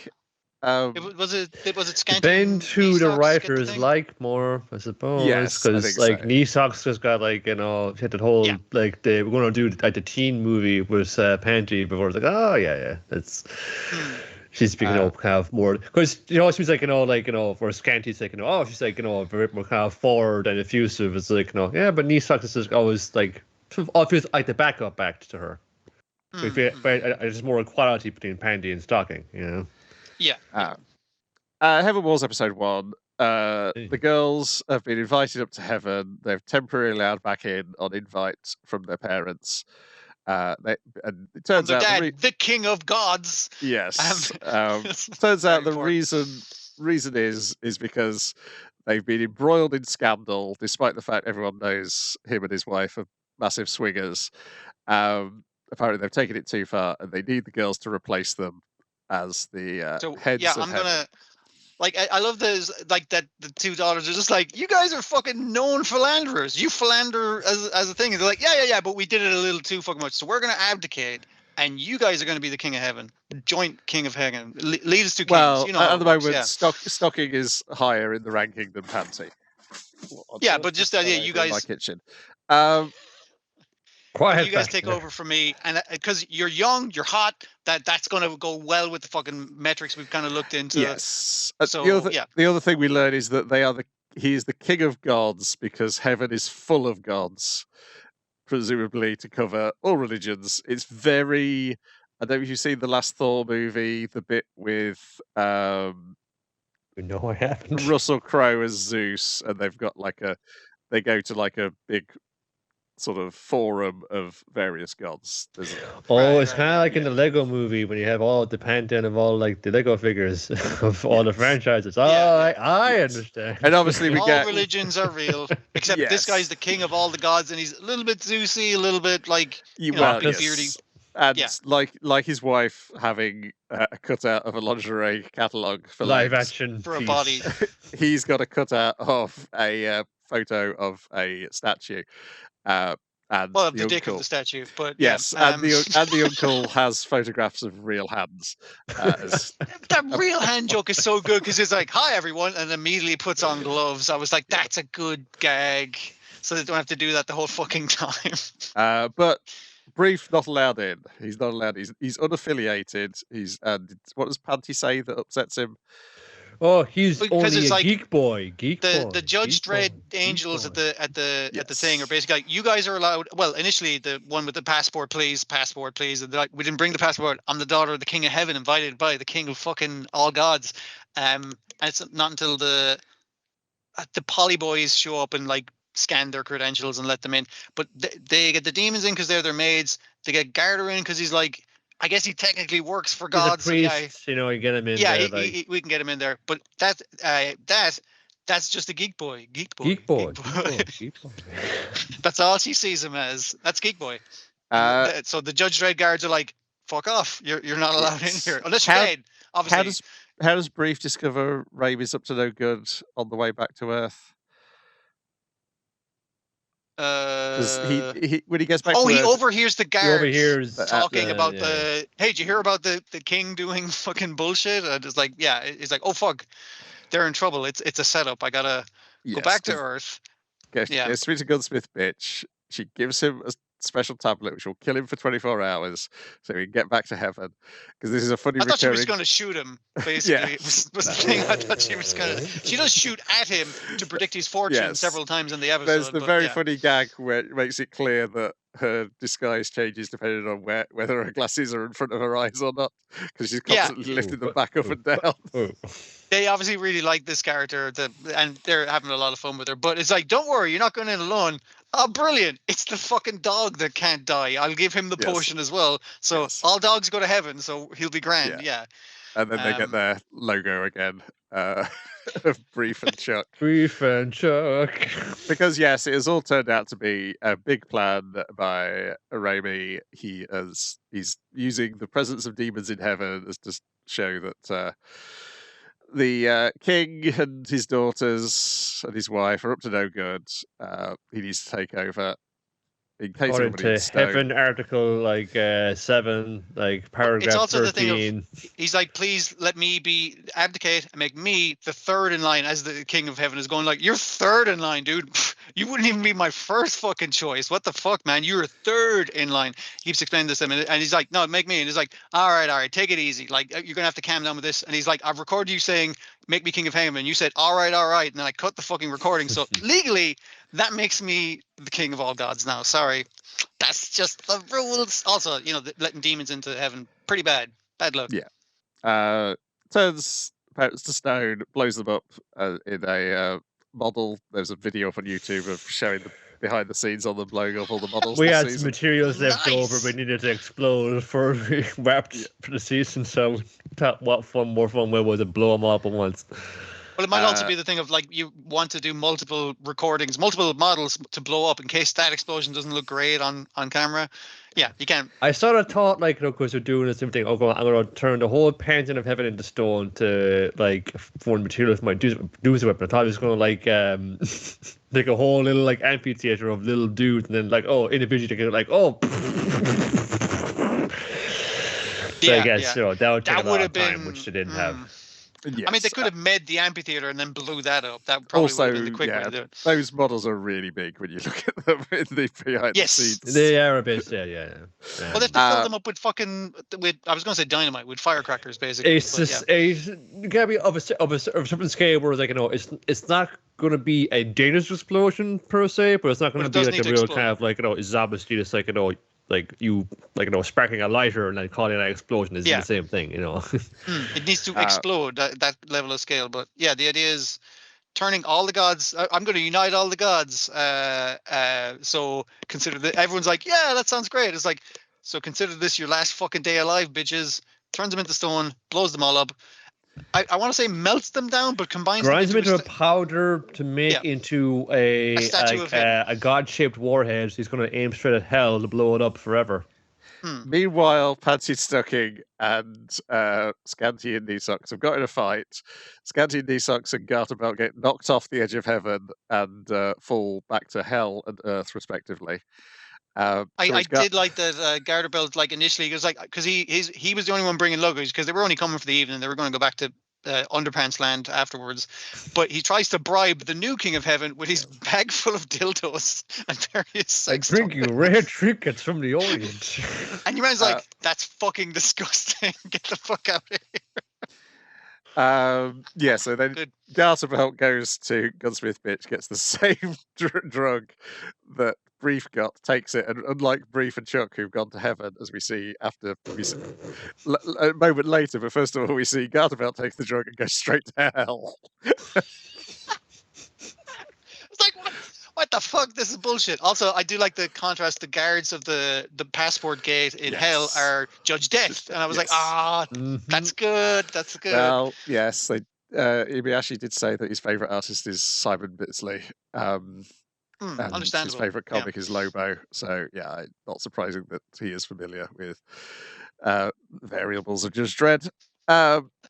Yeah, and then Scanty and Nisox aren't being let back into hell because they haven't collected enough coins. And then Garterbelt gives them this speech going, just think about all those memories we've had over the past months. We're family now. And they just flash back to just Panty and Stocking insulting them throughout this series.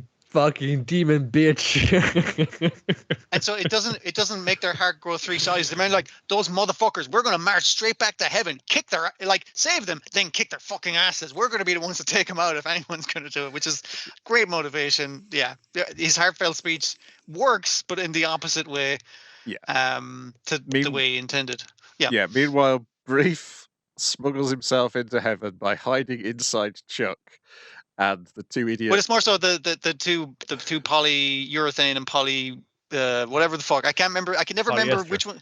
Polyester. Yeah, polyester. Of course. Why do I remember fucking urethane before that? Anyway, he's hid himself inside Chuck so he can just because they know what he looks like. They had a whole road trip episode. So and they're like, oh, cool, a dog. We always wanted a dog. What do they call it? Eros or something? It's like so we should call him Eros. And it's just the most because it's Brief inside a dog stretched out. The dog does not look fucking well. They're like, oh, he's so cute. They've been thoroughly tricked because they are dumb motherfuckers, but it's good. Yeah, and Rami is slowly turning the sisters to stone because he's going to stick them at the top of the weapon so they'll be able to see. Also, we've seen how they're going to deliver. We get like the Rainbow Bridge of Asgard, which then turns into a slide. So he's just going to slide this statue down towards heaven and earth and hell, and blow. He kept one little rock of the King of all heaven, like a little pebble, and he flicks it down just to demonstrate the destructive power of God Rock. Rock's made out of God. It's a lot of momentum. This one's so big, you can see how much damage that one fucking did. This one is going to blow up all of Earth and Heaven. I'm going to reset the whole fucking universe. Yes. And it's just going to be me, my 2 boys. No, he says blow up hell and by no, sorry. No, he just it's probably a wash anyway. You're right, Wade. He says he's going to blow up heaven as well. And he's already killed all the gods except for him and his sons. Like, so basically, it's just like, I'm going to reset the whole fucking shebang. It's just going to be us 3, and we're going to presumably make it from scratch. Is the plan? Yeah. Yes. Then Garterbelt shows up riding on the back of Fastener, who's turned himself into a Hydra. And then they just start beating the shit out of polyester, polyurethane, and Rami. Chuck and Fastener didn't turn into Bane. They turn into their Hulk forms. Yeah, Hulk forms, and then by Beast, I guess it would be. This has kind of like a mask of it. Oh, this is kind of more kind of Baney. I guess it's kind of a combination of the two. Gunsmith bitch gives them a load of bargain weapons. She also gives them eventually gives them a fucking weapon that is a giant fucking middle finger, basically. To Panty Stocking break themselves out because because Raven's going to shoot Brief repeatedly in the head because it's like, you can withstand this, but eventually it'll break all your bones. And he's got one of those single shot fucking things like from Hard Boiled. Yes. Is the way I know that it's Hard Boiled, I think. Also Hard Target. Maybe it wasn't both. Yeah. I'm not sure which was, And yes, Brief's ability in protecting the girls causes them to start sort of advancing them in statue form. He shoots them, but it turns out they're fine because they were reborn in Earth on episode 1, turning them into new Panty and Stocking. We get the title drop. Yeah, it was obvious all along. It's like you did some weird fucking Piccolo Jr. fucking rules. It's like, well, technically he was born on Earth, so that makes him an Earth. It's like, well, they are from Earth, and therefore they're immune to actually being exploded as statues. As we do get them exploded as statues as well, which is nice. Yep. But they come out of it in animation form, so they're okay. Yes. And then he's managed to push the statue off, so they have to chase after it on is it the Angel gun or whatever it is? Gunsmith pictures. They have the big middle finger gun. They've together, and it's like, well, now no, the F and fuck us for family. Let's do the kind of more Super Sentai, put all of our guns together and then fire off the beam to blow up the villain or save the day. even the initial fight before that was like your man has turned himself, the new king of gods has turned himself into like a giant guy, and his sons has turned their truck wearing the into son's truck armor he puts his real they've done a hands. combiner fucking shit, and he's like, you can call me dad now. It's just like, I'm cool with you. You can stop calling me like. Yeah, so like, but the entire climactic big battle for the most part is just like trying to flick a switch back and forth to tilt the statue down the slide or not down the slide, basically. But eventually he tilts it down the slide while they're distracted talking about F is for family and fuck. They're just like, we'll just shoot through the statue before it reaches Earth, and you think, okay, that's fair enough, but of course it's Pantheon stocking, so the way that it shoots through it is by inserting itself up its anus. Yeah, that'll do it. Then it blows up. All the gods reappear on Earth and decide that they're instantly sick of Earth and go straight back to heaven. Gotta walk. Sucks. Oh man. Yep, and the parents are back in charge. They've let Raimi off. They just said he was overworked. That's like basically his scandal made them go like, we forgive you, and it's like, oh yeah, their approval ratings not through the roof, but way better than it was, basically. So yeah. Oh yeah, Guard Pelvis to die of a heart attack.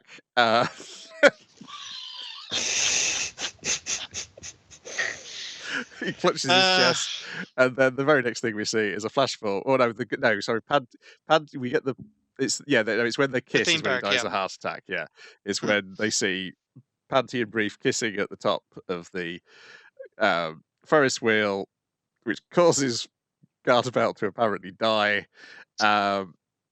It's helped by Gunsmith Bitch because she stops the Ferris wheel, so they're stuck at the top. And everyone's shocked, and then Lucifer's hand reaches out from hell and pulls them both underground.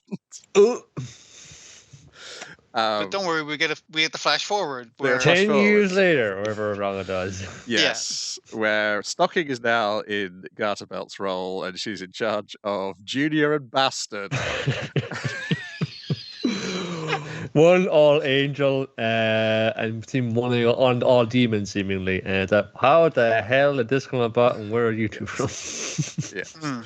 Apparently, so we've seen that clearly they got out of hell because we see loads of photos of Junior growing up, and then like a few photos of Bastard being introduced to Junior. Junior Bastard, Junior Bastard. And apparently it still works, yeah. They've got to go and find out where their parents went out for milk and they haven't come back. And hearing Stocking kind of do the Garterbelt like preaching from the pulpit to these two new children, I was just like, this is even if they throw this away immediately. I don't think they will though. They're not going to, because it has to be continued, and they pointedly 2 episodes ago had not to be continued at the end from the previous change of Stocking's status quo. But they're free to take that back whenever they feel like too. So. That is true, but I think they're going to stick. I wonder though whether it's going to be a having to travel back in time to. It will be a Back to the Future 2 situation. No, we also had a time travel one this season where there is a different version of Panty in the universe, like the muscly version of Panty. That's true. There's plenty. That's the thing. Yeah. There's a lot of like time travel shenanigans you can do, but. The fact that I'm fine with him killing Garterbelt, like who's been my favorite character watching this. I'll go back and watch the first series as well. Like, and I assume I'll enjoy him as well. But like killing him off, it like didn't bother me because it showed in this episode when he goes to hell, and we know people come from hell. We got 2 fucking demons in the cast. Like he can come back as like, hello, it's me, Garter. I'm going to be a Ninja Turtle again if that's cool with everyone. Yes, and they can do whatever the fuck they want, so it's great. And Chuck vomits up the message saying hell at the end as well. So yeah, that's where we're heading. There'll be another season. I think they've said they've got multiple seasons worth of ideas, haven't they? They've had said for the last 15 years. We got them all banked. It's just like this. So we're going to get the next season in 15 years, right? That's how it. Like 15 years later, will be. I think it'll be quicker. No, it'll be a lot sooner than that because there's been a good response to this, and I started to see it back in the seed. It's like it's not that it's like changed outright. It's a fun thing. It's still the same, but it's just got so much more to it. It's like, no, that the old friend who's traveled around for a bit and they picked up some new tricks and they got a bit more depth to their personality. But again, it might be a while because they do generally only do one show a year, don't they? Yeah. They don't overwork themselves. They do as much as they need to do in what they're doing. Yeah. Anything else this year? We got no, it's just this. And last year it was Delicious in Dungeon, which we know season 2 that's coming. That might be their next priority. Yeah, sure. Yeah, we know Edge Runners 2 is coming as well. I assume these are the jobs which pay for doing Pandy and stocking. It'll be a lot less than 15 years for sure. Yeah. Less legal battles. But yeah, they do things like that 40th anniversary Transformers promotional video though. You get other little which presumably you get paid for as well, and also get to go ham on. Yeah. Transformers. Yeah, 2023 was the Gridman Universe film. 2022 was Edge Runners. 21 was Dynazenon. 2020 was Brand New Animal. Yeah, so I think since 2020 they've kind of, well, no, since 2019 Promare. Yeah, I think Promare onwards it's been sort of passed out pretty steadily, not going. That's sensible. Yeah, that's absolutely fine. Bonkers like some other studios do. That's pretty much it. Turned out there was another episode of Dr. Stone. It didn't end on that. It ended on everybody else getting. Okay. I thought they were going to start the new season. No, it was basically just set up the Spill spaceship and go and see Y-Man. Well, I suppose it just doesn't like lay out the thing of this like, oh, it's not just that this like Stone preserves you, the Stone can resurrect people from the dead now. Yes, that's the other thing from this true. episode. Yeah, that's the new element that's been introduced. So yeah, fair. And Zeno looking so lovingly into the eyes of Stone Stanley. One day, my sweet. Yes, the most romantic shot there's ever been in the show. It feels like a lot of that kind of stuff. It feels like like fucking Chris Claremont fucking stuff back in the day where it's like, oh no, they're just good friends who happen to be women, not lesbians. No, like it's that situation in Dr. Stone. Yes. Yeah, even though that's just more about you than about me, Mister. That's all I want to say in the matter. All right. It's the fact that they can't outright say it, and it's like it's clear as fucking day, but they just can't say the words. Is basically the thing. Yeah, and also because everybody who is in an actual canon relationship are like the most boring couples possible within the show. It really wants to focus on the gay stuff, even though I can't say it. Yeah, I mean, not even the gay stuff, just also the wacky heterosexual stuff as well. Is the stuff it gets. More fun we saw how Taiju and Yuzuri had, like, in the first volume of like, oh yeah, there's you're rooting for them. They're fine. They're good. Yeah. I guess like high school, especially like Mount a Hill of Beans when fucking the world has ended and we got to rebuild it. So hey, let's just like you and me make a vote of it. There's nobody else out here. Yeah, and Chrome and his girl who is so boring and not in the show enough. Kahaku's sister. Yeah. Which is why he got shipped more with Senku than with his canonical love of his life. Yeah, she's still also back in the village because she's, I guess, the chief of the village now, and he's going off in the world on a science adventure. So how's it going to work? Yeah. But to wait till they save the world, is basically the thing. It's basically all the interesting stuff is the stuff they just hint at, and you have to fill in the gaps with your brain, which makes it more exciting than. Just like the fucking Senku and Kohaku, just like this. It's like it's touching this line. It's like you're putting your toe right up to it, but you always walk away. Yeah, I guess that actually does help fuel the flames of fanon. Like I remember. Recently, I've seen it before, but I remember recently someone talking was like, I was full sure, like someone online saying, I was full sure that Undead Unluck was going to end with just them boning on fucking. I was like, no, it wasn't going to end like that. Yeah, I was like, the suggestion of that. It's okay. I also watched the first episode of the new Cat's Eye. It's okay. There's some things it does better than the original in that it adapts the comic. Rather than pad it out with a load of filler right from the start. It moves really fast, but it's got that problem that a lot of modern anime does, where I don't know how they make the backgrounds, but it feels like the backgrounds have been made too big for the characters.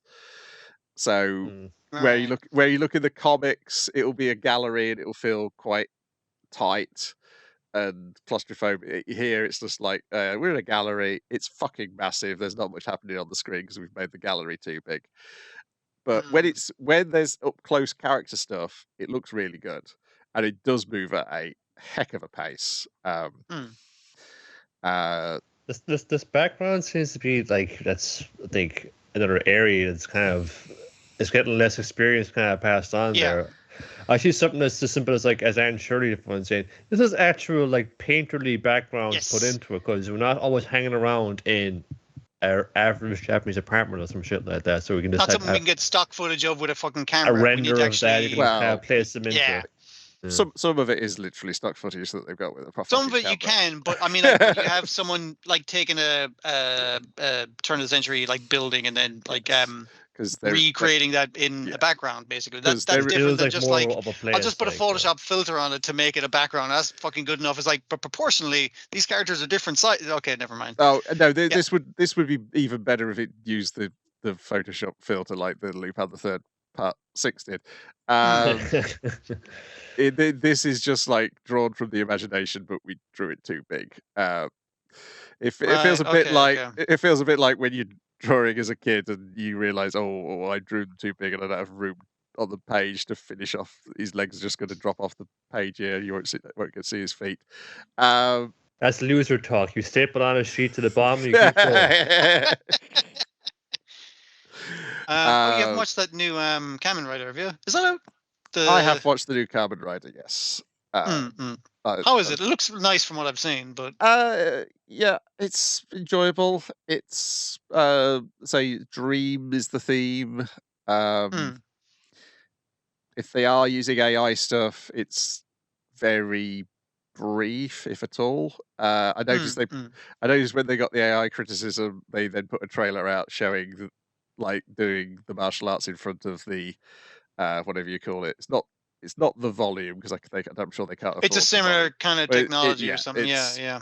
It's like the video wall that the Anti-Donna guys have got in their studio. Yeah, it's just like I saw the scene. They're just fighting in like an apartment complex, but they're adding the CG over it, and the camera work is implying a lot of the movement. I was like, that's pretty well done. Yeah. But most of it's still just been outside stuff, and yeah, it's generally fun. They've now started. Shout have now started putting individual episodes up rather than their weird. Here's the loop of the episode. Looping, rotation. But you know, there's a charm to that one saying, "Oh, tune in at like top of the hour at like 3 a.m. for more Kamen Rider." I was like, "Oh, yeah." Cool. I don't mind the loop at all. I'm not so concerned. Oh my goodness, I saw a tiny bit of the episode.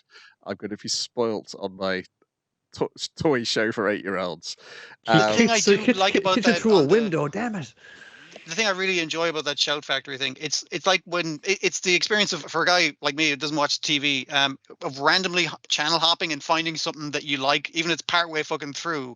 Like it's that experience which I don't think exists as much unless you still fucking watch television, which I don't. But yeah, and even then it's harder when TV's regularly scheduled on half hours these days as opposed to the weird chaos it was when I was growing up. Yeah, that's the other thing. Yeah.